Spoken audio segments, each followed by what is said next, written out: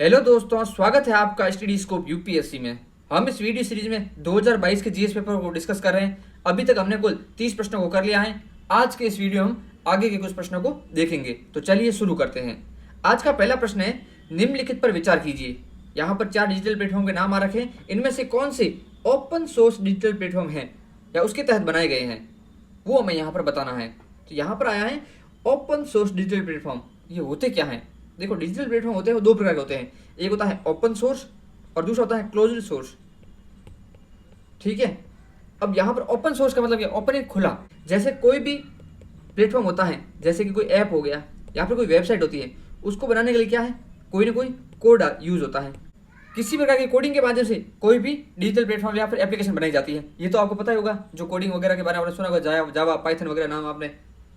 तो उस कोडिंग से क्या है, सॉफ्टवेयर बनता है या फिर कोई डिजिटल प्लेटफॉर्म बनता है। तो जो कोड यूज हुआ है किसी भी प्लेटफॉर्म को बनाने के लिए, उस कोड को यदि सार्वजनिक रूप से जारी कर दिया जाता है तो उस प्लेटफॉर्म को बोलेंगे ओपन सोर्स डिजिटल प्लेटफॉर्म। यदि उस कोड को सार्वजनिक रूप से जारी नहीं किया जाता है, उससे बोला जाता है क्लोज सोर्स डिजिटल प्लेटफॉर्म।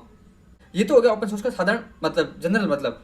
अगर स्पेसिफिक रूप से देखें तो ओपन सोर्स डिजिटल प्लेटफॉर्म क्या होते हैं कि इनमें क्या होता है, ओपन सोर्स प्लेटफॉर्म में कि जो डेवलपर होता है, जिनने क्या है कोडिंग के माध्यम से प्लेटफॉर्म बनाया है, उस डेवलपर ने जो सॉफ्टवेयर या एप्लीकेशन बनाया है, उसकी जो कोड है, उन कोड को सार्वजनिक तौर पर सबको जारी कर दिया है और सभी लोगों को उस सॉफ्टवेयर में क्या करने के लिए, चेंज करने का, उसको पढ़ने और उसमें सुधार करने का अधिकार दे दिया है। उन्हें बोला जाता है ओपन सोर्स डिजिटल प्लेटफॉर्म। यानी कि जो आरोग्य सेतु ऐप है, इस ऐप में क्या है, कोई ना कोई दिक्कत आ रखी है, तो जो कोई भी डेवलपर होगा या डेवलपर कम्युनिटी का मेंबर होगा, वो इसमें चेंज कर सकता है और उसकी प्रॉब्लम को सुधार सकता है। इसी प्रकार कोविन ऐप में भी सेम सीन होगा, डिजी लॉकर में भी है, दीक्षा में भी है। उसे बोला जाता है ओपन सोर्स डिजिटल प्लेटफॉर्म। यानी कि इसका सोर्स कोड होता है, इनका ओपन सोर्स का, इनका सोर्स कोड इंटरनेट पर उपलब्ध होता है और डेवलपर कम्युनिटी है वो उसमें चेंजेस करके उसमें सुधार कर सकती है। यानी कि इसे यूजर द्वारा पढ़ा और संसाधित किया जा सकता है। अब आप जितने भी प्लेटफॉर्म है उनके नाम तो याद कर नहीं पाएंगे कि कौन सा क्लोज सोर्स है और कौन सा ओपन सोर्स है। तो इसका सीधी सी एक ही बात है, कोई भी जो एप्लीकेशन या फिर प्लेटफॉर्म या ऐप है, वो पैसे देकर आप उसका यूज कर रहे हैं तो वो हमेशा क्या होगा, क्लोज सोर्स होगा। जो फ्री में उपलब्ध है वो जनरली क्या होते हैं, ओपन सोर्स होते हैं। जैसे यहाँ पर जो ऐप दे रखे हैं, प्लेटफॉर्म दे रखे हैं, वो क्या है, फ्री में अवेलेबल है। तो ये होते हैं ओपन सोर्स वाले डिजिटल प्लेटफॉर्म।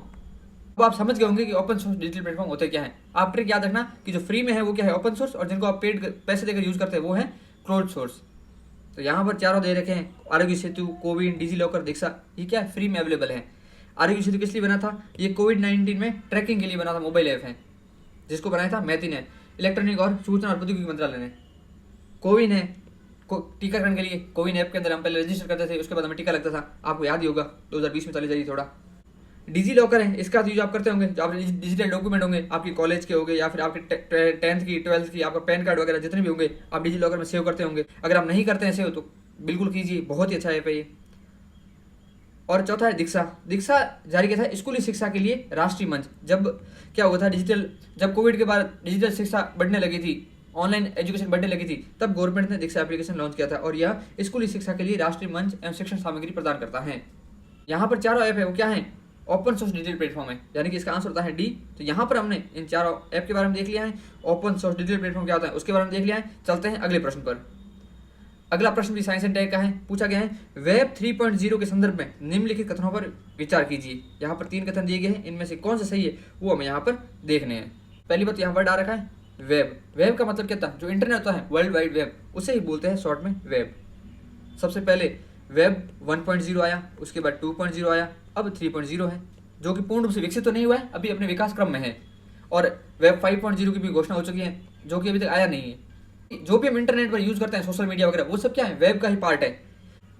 यहाँ पर वेब का मतलब है वर्ल्ड वाइड वेब। सबसे पहले आया था वेब 1.0। इसे स्थिर वेब बोला जाता था क्योंकि इसमें सिर्फ हम रीड कर सकते थे, चेंजेस कुछ नहीं कर सकते थे।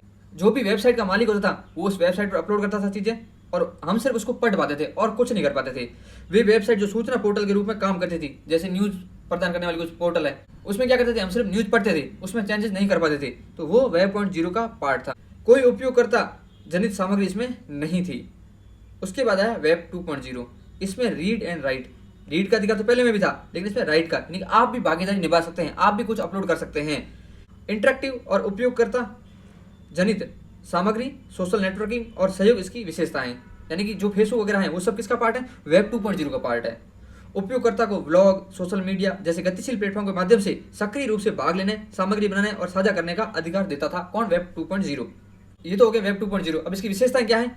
यह अंतर क्रियाशीलता उसको बढ़ावा देता है। उपयोगकर्ता जनित सामग्री, सामाजिक नेटवर्किंग जैसे फेसबुक हो गया, एक्स हो गया, यूट्यूब हो गया। चौथा पॉइंट है क्लाउड आधारित सेवाएं। क्लाउड आधारित सेवाओं का मतलब क्या है कि हम चौथा पॉइंट है क्लाउड आधारित सेवाएं। इसका मतलब क्या है? जैसे वेब 2.0 में हम क्या है कि हम कोई अपनी वेबसाइट बना सकते हैं या फिर हम अपना कोई ऐप बना सकते हैं, तो ये भी वेब 2.0 का पार्ट ही है, तो इसे बोलते हैं क्लाउड आधारित सेवाएं। और जो वेब 2.0 है, अभी हम जो यूज कर रहे हैं वेब, वो वेब 2.0 ही है।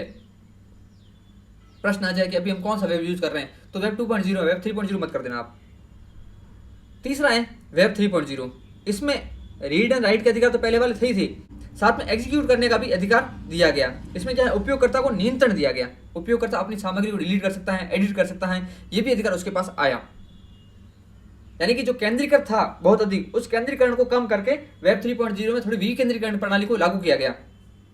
इसमें जो गोपनीयता वगैरह है उस पर जोर दिया गया, विकेंद्रीकरण पर जोर दिया गया।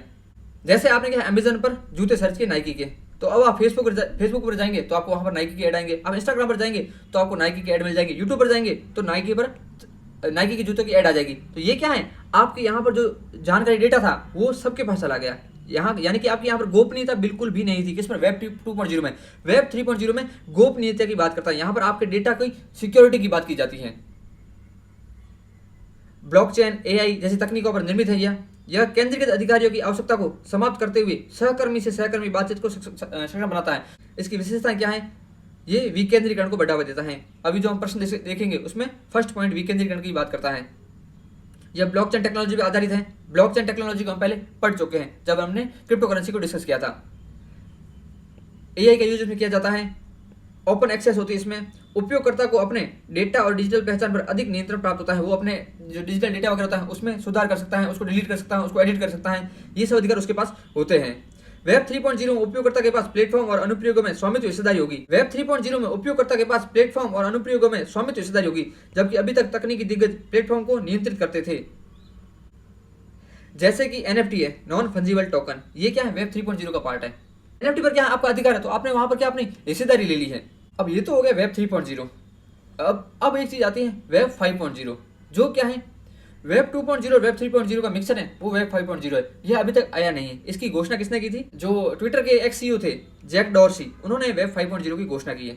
ठीक है, ये अभी तक है नहीं, इसकी एक बात चल रही है। Web 5.0 is aimed at building an extra decentralized web that puts on is control of once data and identity.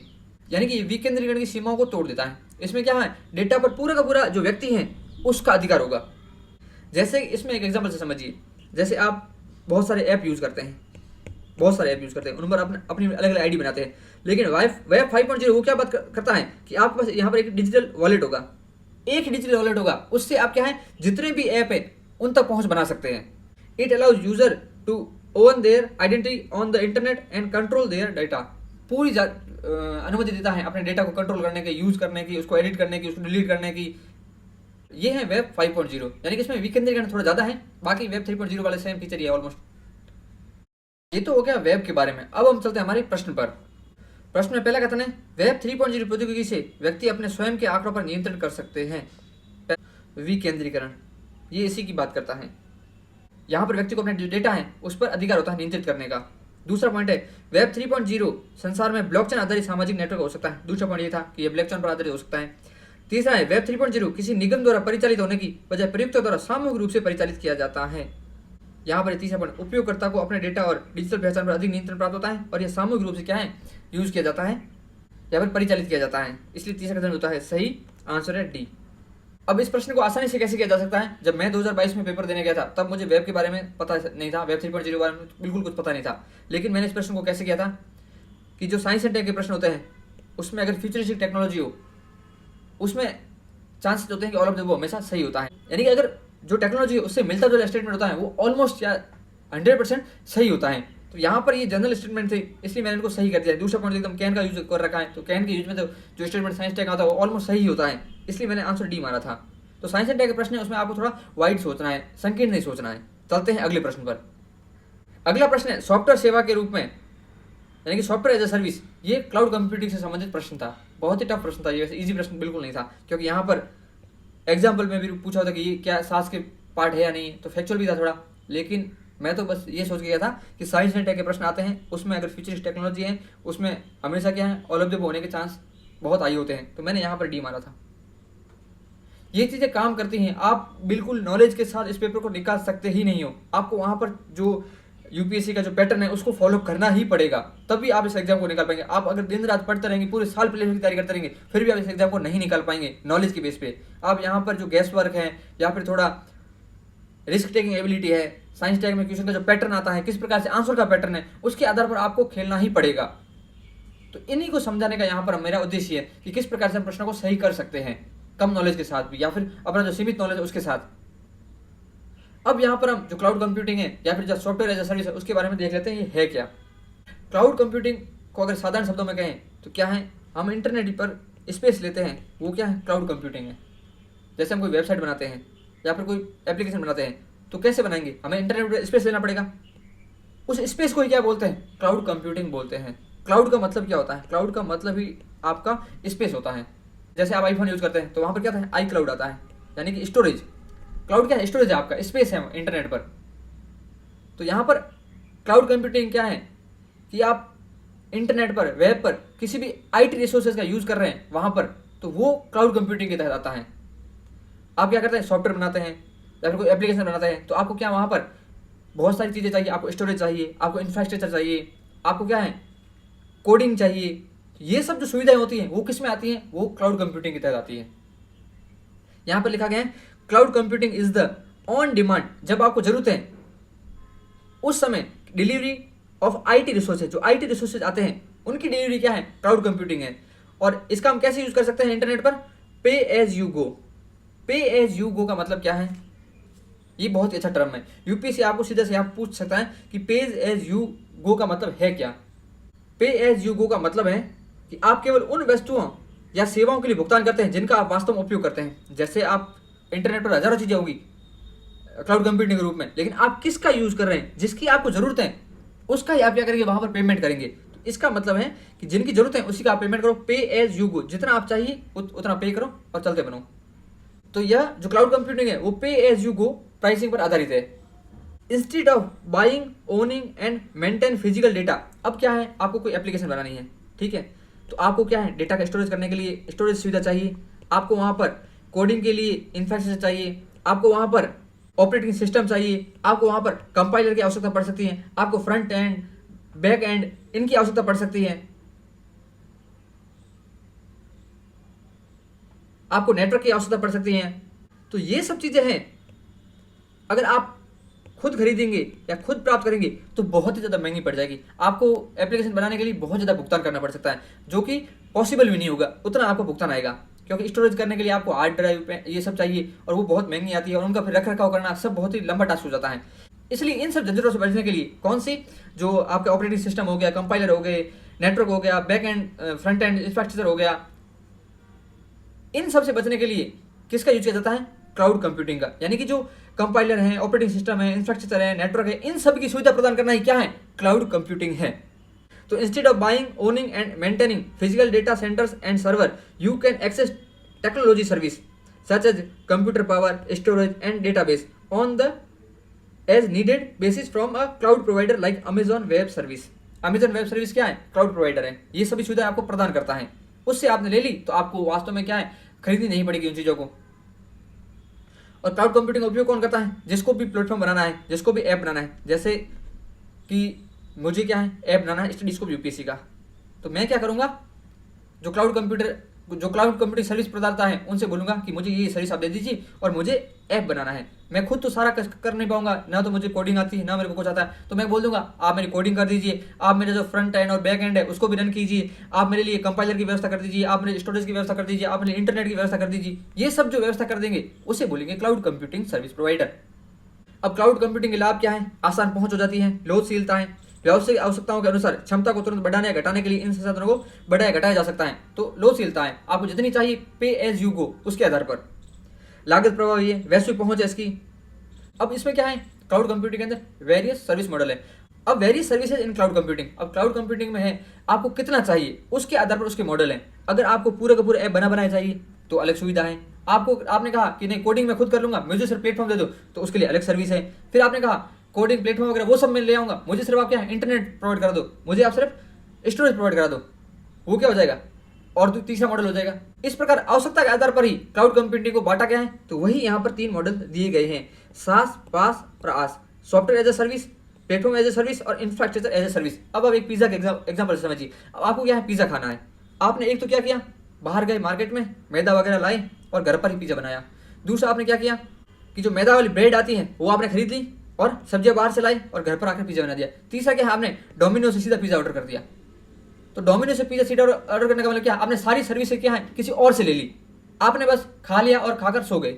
दूसरा क्या है, नहीं थोड़ी सी मैं करूंगा, थोड़ा काम तो मुझे आता है, मेरे पास घर में ओवन पड़ा है तो मैं कुछ तो काम कर सकता हूँ। तो आपने क्या कहा, कोडिंग वगैरह मुझे आती है फॉर एग्जाम्पल, तो मुझे बनाना आता है, मेरे पास फ्रूट्स हैं, तो मैं सिर्फ ब्रेड है वो ले आता हूँ बाहर से और मैंने पिज्जा बना दिया, तो वो क्या हो जाएगा, प्लेटफॉर्म एज ए सर्विस हो जाएगा। तीसरा है आस, आपने कहा सब कुछ पड़ा है मेरे पास, मुझे आप बस स्टोरेज दे दो और कुछ नहीं, उससे बोलेंगे इंफ्रास्ट्रक्चर एज ए सर्विस, यानी कि आप सिर्फ बाहर से क्या लेके आए, मैदा लेकर आए हो। अब मैंने सबसे पहले क्या है, जब पढ़ना स्टार्ट किया था, जब मैंने यूट्यूब बनाया था, तो मैंने एक वेबसाइट भी बनाई थी।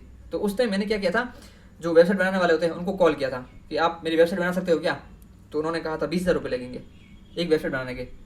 उस टाइम इतना पैसा था नहीं, तो मैंने और मेरे दोस्त ने क्या किया, यूट्यूब पर गए हम और यूट्यूब से देखकर हमने पूरी अपनी वेबसाइट बना दी थी। तो उस टाइम हमें क्या, ना तो हमने कोडिंग की थी, ना हमने कुछ भी उस पर किया था, हमने सिर्फ और सिर्फ स्टोरेज खरीदा था और बाकी के जो हमने जो वेबसाइट का जो फ्रंट एंड है उसको क्रिएट किया था कि वेबसाइट हमारी दिखेगी कैसे, उसको हमने बनाया था। बाकी बैक एंड वगैरह सब हमारा जो क्लाउड प्रोवाइडर है उन्होंने प्रदान किया था, जो गोडेडी वगैरह होते हैं उन्होंने हमें ये सब सुविधा प्रदान की थी। तो उसे बोलेंगे सॉफ्टवेयर एज ए सर्विस। दूसरा है पास, प्लेटफॉर्म एज ए सर्विस। इसमें कहा कि मेरे पास प्लेटफॉर्म है, मुझे कोडिंग आती है, जैसे जावा वगैरह जो कोडिंग होती है, मुझे कोडिंग आती है, तो मुझे आप कोडिंग वगैरह की सुविधा मत दीजिए, कोडिंग मुझे आती है, आप मुझे सिर्फ कंपाइलर प्रोवाइड करा दीजिए, आप मुझे ऑपरेटिंग सिस्टम प्रोवाइड करा दीजिए, आप मुझे जो इंफ्रास्ट्रक्चर है वो दे दीजिए, उसके बाद मैं मेरा जो ऐप है एप्लीकेशन है वो खुद बना दूंगा, उसे बोलेंगे प्लेटफॉर्म एज ए सर्विस। तीसरा है आस, इंफ्रास्ट्रक्चर एज ए सर्विस। इसमें कहा कि मुझे कोडिंग भी आती है, मेरे पास प्लेटफॉर्म भी पड़ा है, सब कुछ है मेरे पास, मुझे सिर्फ स्टोरेज दे दो ताकि मैं मेरा जो एप्लीकेशन है उसको रन कर पाऊँ, कहाँ पर, इंटरनेट पर, उसे बोलते हैं इंफ्रास्ट्रक्चर एज ए सर्विस। तो ये 3 मॉडल है क्लाउड कंप्यूटिंग के, आप समझ गए, अगर नहीं समझे तो वीडियो वापस देखना। कि मतलब कि यहाँ पर सास है, इसमें सारी की सारी सुविधा मिल जाती है, पास है इसमें थोड़ी कम सुविधा मिलती है और आस में सबसे कम सुविधा मिलती है। अब इसको हम एक डायग्राम के माध्यम से और अच्छे से समझते हैं। यहाँ पर लिखा है आस, पास और सास। यहाँ पर जो ऑरेंज कलर में है, केसरी कलर में, वो है उसको अदर लोग मैनेज करेंगे, और जो यहाँ पर ग्रीन कलर के अंदर है उसको आप खुद मैनेज करेंगे, ये दे रखा है यहाँ पर। तो यहाँ पर हमें एक एप्लीकेशन बनाने के लिए क्या क्या चाहिए वो सब यहाँ पर लिख रखा है। अगर इन सबको आप लेते हैं ऑन प्रेमिसेस तो ये सबसे महंगा पड़ता है, ठीक है। यहाँ पर दे रखा है application, data, run time, middleware, operating system, virtualization, server, storage, networking. अगर सभी चीज़ें आप खुद लेंगे तो आपको क्या है, बहुत ही महंगा पड़ेगा। यहाँ पर जो सारी एप्लीकेशन है यदि आप किसी क्लाउड प्रोवाइडर से लेते हैं तो वो होगा सॉफ्टवेयर एज ए सर्विस। आपने कहा नहीं एप्लीकेशन मुझे बनाने आती है, डेटा मैं मेरा खुद क्रिएट कर लूंगा, आप मुझे बाकी की जो सर्विसेज है वो दे दो, तो वो होगा प्लेटफॉर्म एज ए सर्विस। और इंफ्रास्ट्रक्चर एज ए सर्विस में क्या होगा, एप्लीकेशन भी आती है, डेटा भी आता है, run time, middleware, operating system सब मेरे पास पड़े हैं, आप मुझे यहाँ पर वर्चुअलाइजेशन, सर्वर, स्टोरेज, नेटवर्किंग ये सुविधा दे दीजिए, उसे बोलेंगे इंफ्रास्ट्रक्चर एज ए सर्विस। अब प्रश्न में पूछा गया था सास के बारे में, आप यहाँ पर जो सास के बारे में जो चीजें हैं यहाँ पर पढ़ सकते हैं। हम चलते हैं प्रश्न पर। प्रश्न में देखिए पहली बात तो यहाँ पर कैन का यूज हो रखा है, मैंने पहले ही कहा था साइंस एंड टेक में अगर कैन का यूज हो रखा है तो मोस्ट प्रोबेबली चांस होता है कि वो स्टेटमेंट हमेशा सही ही होगा।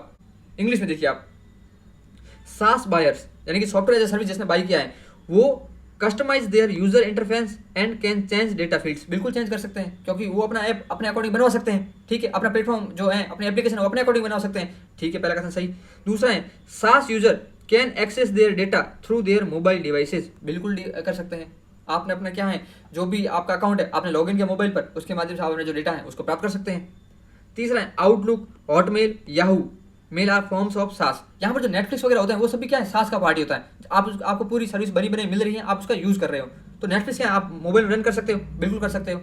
तीसरा कदम क्या है, Outlook, Hotmail and Yahoo mail are forms of SaaS. SaaS में क्या है, कोई भी एप्लीकेशन बनी बनी आपको मिल रही है वो सब सास है। तो यहाँ पर याहू वगैरह क्या है, एप्लीकेशन बनी बनी है, आपको कुछ नहीं करना, तो ये किसका पार्ट होता है, सास का पार्ट ही होते हैं। इसलिए यहाँ पर क्या है, तीनों कथन सही है। चलते हैं अगले प्रश्न पर। अगला प्रश्न भी बहुत ही अच्छा था। प्रश्न है, निम्नलिखित कथनों में से कौन सा एक जनसंचार माध्यम में बहुचर्चित प्रभाजी कक्षीय बमबारी प्रणाली के आधारभूत विचार को सर्वोत्तम रूप से प्रतिबिंबित करता है? इंग्लिश में देखिए आप, फ्रैक्शनल ऑर्बिटल बम्बार्डमेंट सिस्टम। इसको कौन यहां पर सही रूप से प्रतिपादित करता है, निरूपित करता है, वो हमें यहां पर बताना है। अब यहां पर जब एग्जाम हॉल में कोई भी बंदा ये प्रश्न को करने गया था तो उसने कभी भी प्रभाजी कक्षीय बमबारी प्रणाली का नाम नहीं सुना होगा। उसने वहां पर सोच कर ही इस प्रश्न का आंसर किया होगा। तो एस साइंस एंड टेक में आपके पास जितने भी क्वेश्चन आएंगे आपको बस बेसिक पता होना चाहिए। आपको क्वेश्चन सारे ऐसे ही मिलेंगे जो आपने कभी सुने ही नहीं होंगे। तो आपको अपना दिमाग खोलना है, वहां पर आपको शब्दों को तोड़ना है, शब्दों के माध्यम से आपको आंसर तक जाना है। इसी प्रकार से आप आंसर कर पाएंगे। यही एक माध्यम है साइंस एंड टेक के प्रश्नों को करने का। यहाँ पर कहा गया है प्रभाजी कक्षीय बमबारी प्रणाली, यानी कि पहली बात तो यहाँ पर किसी न किसी कक्षा की बात होती है। आपने कक्षाओं के बारे में पढ़ा होगा, lower earth orbit, middle earth orbit, GEO, GSO, polar orbit, sun synchronise orbit, ये सब आपने सुना होगा। तो यहाँ पर पहली बात तो कक्षा की बात है, दूसरी बमबारी यानी कि किसी न किसी बम छोड़ने की बात हो रही है। ठीक है, अब आप ऑप्शन देखिए, अंतरिक्ष में अतिध्वनिक मिसाइल का प्रमोचन पृथ्वी की तरफ बढ़ते हुए क्षुद्र ग्रह का सामना कर उसकी अंतरिक्ष में विस्फोटन करने के लिए किया जाता है। दूसरा है, कोई अंतरिक्ष यान अनेक कक्षीय गतियों के बाद किसी अन्य ग्रह पर उतरता है। ये तो ऑप्शन के आसपास भी नहीं है, बी तो सीधा काट दीजिए। यहाँ पर अंतरिक्ष यान अनेक कक्षीय गतियों के बाद किसी अन्य ग्रह पर उतरता है, तो इसमें बमबारी वगैरह क्या लेना देना, भली उतरे ना।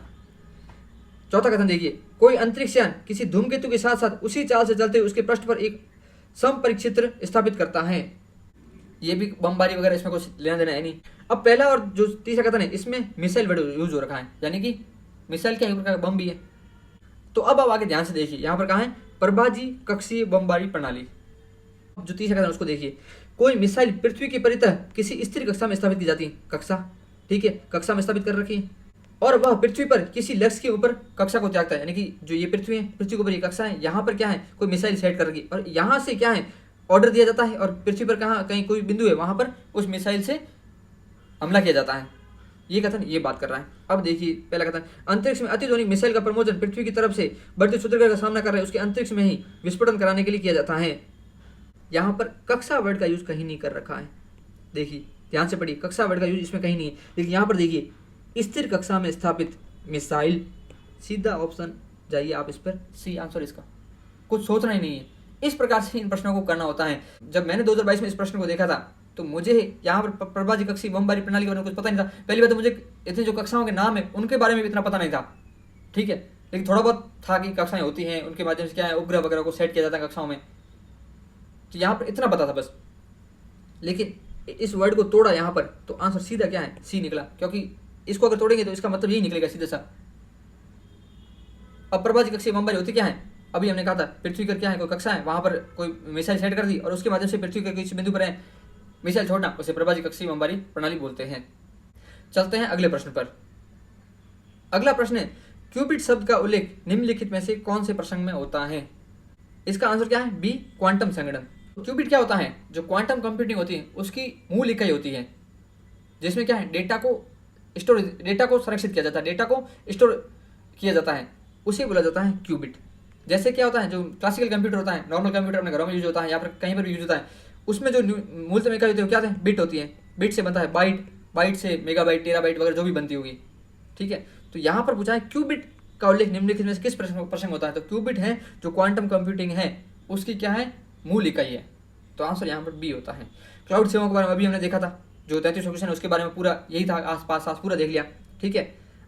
VLC दृश्य प्रकाश संचार प्रौद्योगिकी, जो लाइफाई और वाईफाई का प्रश्न आया था 2020 में, तब हमने वहां पर दृश्य प्रकाश संचार प्रौद्योगिकी के बारे में बहुत ही अच्छे से डिस्कस किया था, ठीक है। और डी है बेतार संचार प्रौद्योगिकी, और इसको अभी हम देखेंगे। सबसे पहले हम देखते हैं क्वांटम कंप्यूटिंग को। क्वांटम कंप्यूटिंग ऐसा क्षेत्र है जो गणना करने के लिए क्वांटम यांत्रिकी के सिद्धांतों का लाभ उठाता है। अब ये क्वांटम कंप्यूटिंग है, ये भी कंप्यूटर होता है। नॉर्मल कंप्यूटर होता है वो जो क्लासिकल फिजिक्स है उस पर आधारित होता है। क्लासिकल फिजिक्स में जो हम डेली लाइफ में यूज देखते हैं, जैसे कि गति, जो न्यूटन के नियम वगैरह हो गए, गति हो गई, गुरुत्वाकर्षण हो गया, ये सब क्या है क्लासिकल फिजिक्स में आते हैं। लेकिन जो क्वांटम यांत्रिकी है उसमें जो क्लासिकल फिजिक्स वाले रूल होते हैं वो काम नहीं करते हैं, जैसे कि जो न्यूटन के लॉ वगैरह हो गए वो यहाँ पर काम नहीं करते हैं। तो जो क्वांटम कंप्यूटिंग होते हैं वो क्वांटम यांत्रिकी के सिद्धांतों पर आधारित होती है। क्वांटम का मेन अर्थ क्या होता है? क्वांटम किसी भी परमाणु होता है उसकी सबसे मूल इकाई होती है, सबसे सूक्ष्म इकाई होती है, उसे क्वांटम बोला जाता है। तो क्वांटम सिद्धांत है वो क्वांटम या परमाणु और उप परमाणु स्तरों पर ऊर्जा और पदार्थों की प्रकृति और व्यवहार की व्याख्या करता है। क्वांटम सिद्धांत के तहत जो सबसे छोटे कण होते हैं उनका जो व्यवहार है उसको देखा जाता है। अब देख लेते हैं जो शास्त्रीय कंप्यूटर जो क्लास और क्वांटम कंप्यूटिंग है उसमें अंतर देख लेते हैं एक बार। यहाँ पे लिखा है क्लासिकल कंप्यूटिंग और इधर लिखा है quantum computing. Classical computing used by large scale multipurpose computer and devices. Quantum computing used by high speed quantum mechanics based computers. Information is stored in bits और जो क्वांटम कंप्यूटिंग है उसमें information store होती है qubits में, यानी कि quantum bits. ठीक है, और यही प्रश्न में पूछा गया था। अब क्यूबिट के बारे में पूछ लिया, अब क्वांटम कंप्यूटिंग के बारे में आगे पूछा जा सकता है, बहुत ही ज़्यादा इंपॉर्टेंट है, इसके बहुत ज़्यादा टर्म्स आता है और टर्म्स के बारे में पूछ सकता है और उन टर्म्स को ही अभी हम आज डिस्कस करेंगे। यहाँ पे लिखा है circuit behaviour is defined by classical physics और circuit behaviour is defined by quantum mechanics. ये हम पहले देख चुके हैं, तो ये मेन अंतर होता है। अब हम देखते हैं क्वांटम कंप्यूटिंग के बारे में बहुत ही अच्छे से। यहाँ लिखा है शास्त्रीय कंप्यूटर बाइनरी बिट 0 और 1 का उपयोग करते हैं, जबकि क्वांटम कंप्यूटिंग 1 0 और 1 और दोनों साथ में इनका उपयोग कर सकते हैं, इसलिए इसकी स्पीड फास्ट होती है। क्वांटम कंप्यूटिंग इसलिए फास्ट होते हैं क्योंकि बिट्स एक ही समय में कई अवस्थाओं में हो सकते हैं। जिस तरह क्लासिकल कंप्यूटिंग में सूचना की मूल इकाई बिट्स होती है, उसी प्रकार क्वांटम कंप्यूटिंग में क्यूबिट सूचना की मूल इकाई होती है। अब जो क्वांटम कंप्यूटिंग है उसमें बहुत सारे टर्म्स आते हैं। क्वांटम कंप्यूटिंग का मतलब तो हो गया कि इसमें क्या होता है, ये क्वांटम मैकेनिक्स पर आधारित होते हैं। इसमें जो मैंने कही क्यूबिट्स होती हैं और जो क्वांटम कंप्यूटर के अंदर क्यूबिट होती हैं वो एक ही साथ कई अवस्थाओं में हो सकती है। ये अभी हमने देख लिया, ये तो क्वांटम कंप्यूटिंग हो गया। अब क्वांटम कंप्यूटिंग में बहुत सारी चीज़ें होती हैं, उसमें सबसे पहला वर्ड आता है सुपर पोजिशन। सुपर पोजिशन अभी हमने देखा था कि जो क्वांटम कंप्यूटर में जो बिट्स होती हैं या क्यूबिट्स होती हैं वो एक साथ कई अवस्थाओं में हो सकती है। 0 भी है, 1 भी है, या फिर 0 और 1, मतलब कुछ भी हो सकता है। ठीक है, उसे बोला जाता है सुपर पोजिशन।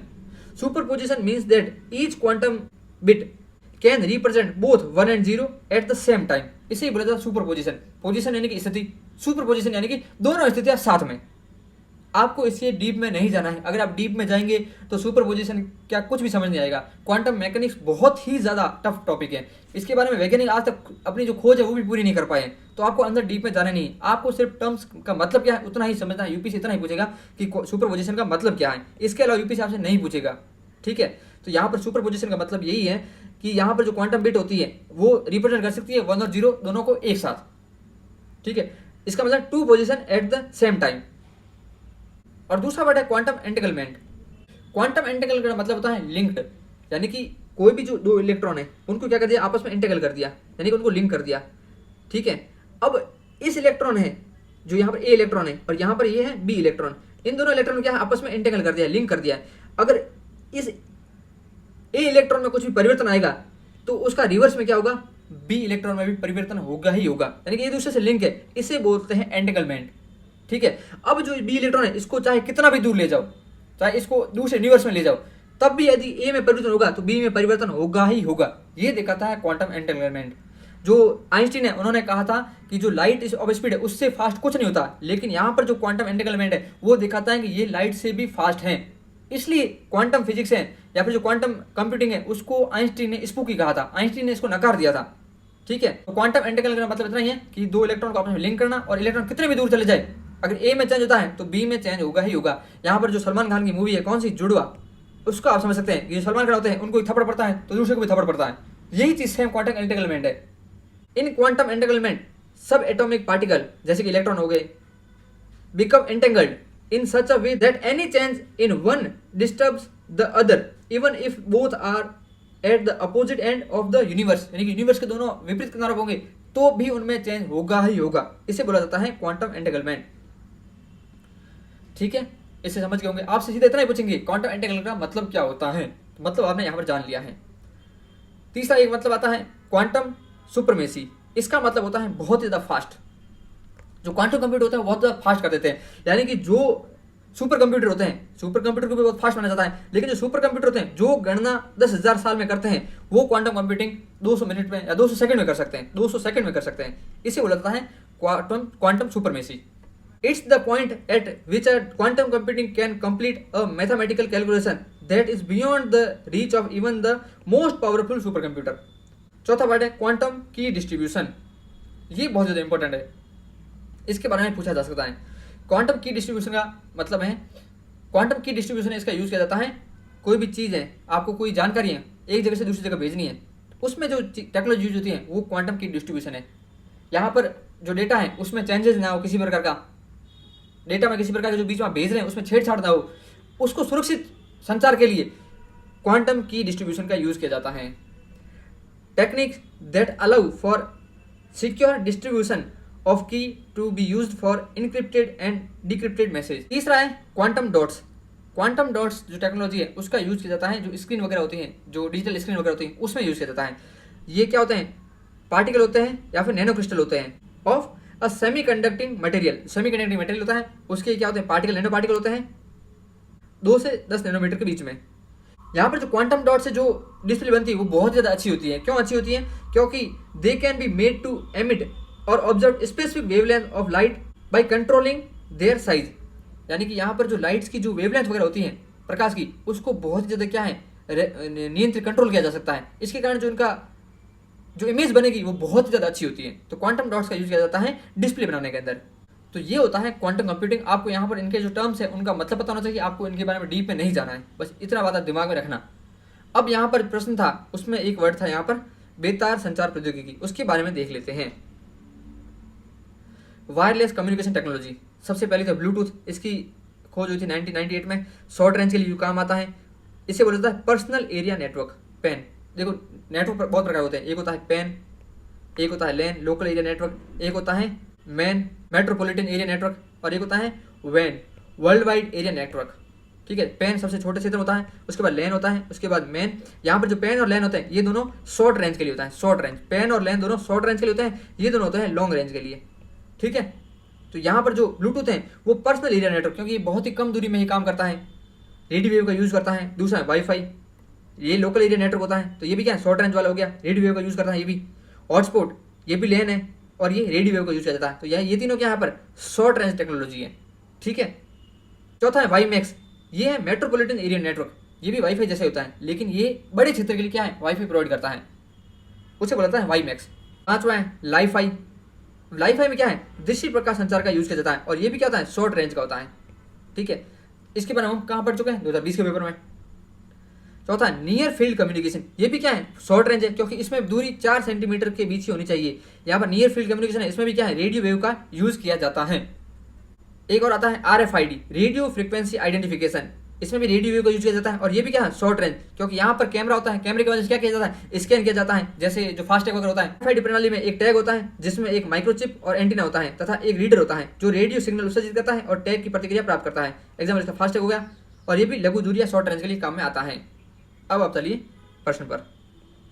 यहाँ पर हमने बेतार संचार प्रौद्योगिकी के बारे में देख लिया है। अगला प्रश्न देखिए, यहाँ पर पूछा गया है लघु परास के लिए शॉर्ट रेंज के बारे में। अभी हमने देखा शॉर्ट रेंज टेक्नोलॉजी के बारे में, ठीक है ना, कौन कौन सी थी, ब्लूटूथ हो गया, वाईफाई हो गया, और RFID हो गई, नियर फील्ड कम्युनिकेशन हो गया, ये सब क्या है, शॉर्ट रेंज वाली है। यहाँ पर प्रश्न सीधा पूछ लिया लघु परास युक्तियाँ, डी ऑप्शन ही यहाँ पर अगला प्रश्न है। यहाँ पर दिया गया है निकट परिपथ टेलीविजन, यानी कि इसका देखेंगे क्लोज सर्किट टेलीविजन, यानी कि CCTV, ये CCTV की बात करता है। अब CCTV में क्या है, आप कम दूरी में ही क्या करता है, कैमरा स्कैन कर पाता है, ठीक है, और उसको कहाँ भेजता है, अपनी जो स्टोरेज क्षमता होती है वहाँ पर जानकारी को भेजता है। तो ये भी क्या है, शॉर्ट रेंज टेक्नोलॉजी होगी। दूसरा है रेडियो आवर्ती अभिनिर्धारण, ये है रेडियो फ्रीक्वेंसी आइडेंटिफिकेशन, यानी कि RFID। अभी हमने देख लिया RFID के बारे में, जो किसमें फास्ट टैग यूज होती है, ये भी क्या है, शॉर्ट रेंज वाली है। तीसरा है बेतार स्थानीय क्षेत्र network, wireless local area network. अभी हमने देखा था नेटवर्क कितने प्रकार होते हैं, एक होता है पैन, लैन, मैन और वैन। जो पैन और लैन होते हैं वो क्या है, शॉर्ट रेंज वाले होते हैं। लैन में क्या आ गया था अपना, वाईफाई हॉटस्पॉट आ गए थे, वो क्या है, शॉर्ट रेंज वाले हैं। तो तीसरा भी होता है सही, यानी आंसर है डी। यहाँ पर जो प्रश्न है उसके बारे में जानकारी लिखी गई है, आप वीडियो को पॉज करके पढ़ सकते हैं। अभी जो हमने डिस्कस किया है वही यहाँ पर लिखा गया है। ठीक है, तो आज का जो हमारा डिस्कशन है उसमें इतना ही है। आज हमने कुल 6 प्रश्नों को किया है, लेकिन 6 प्रश्नों में बहुत ही ज़्यादा साइंस के प्रश्न थे, बहुत ही ज़्यादा इन्फॉर्मेशन थी। आप इस इन्फॉर्मेशन को याद करने का ट्राई करना, और याद करने से ज़्यादा है किस प्रकार से लॉजिक यूज हो रहा है, क्योंकि अभी हमने जितने भी प्रश्न किए सब में लॉजिक यूज हो रहा था। बिना लॉजिक के आपको इन प्रश्नों को करना बहुत ही ज़्यादा टफ है। यहाँ पर जो सॉफ्टवेयर एज ए सर्विस वाली जो क्लाउड कंप्यूटिंग है वो बहुत ज़्यादा इंपॉर्टेंट है। क्वांटम कंप्यूटिंग है, उसमें superposition, entanglement, quantum dots, quantum key distribution, quantum supremacy, ये सब जो टर्म्स है बहुत ज़्यादा इंपॉर्टेंट है। इनमें से एक टर्म UPSC इस बार पूछेगा, देख लेना आप। तो आज के डिस्कशन हम यहीं समाप्त करते हैं।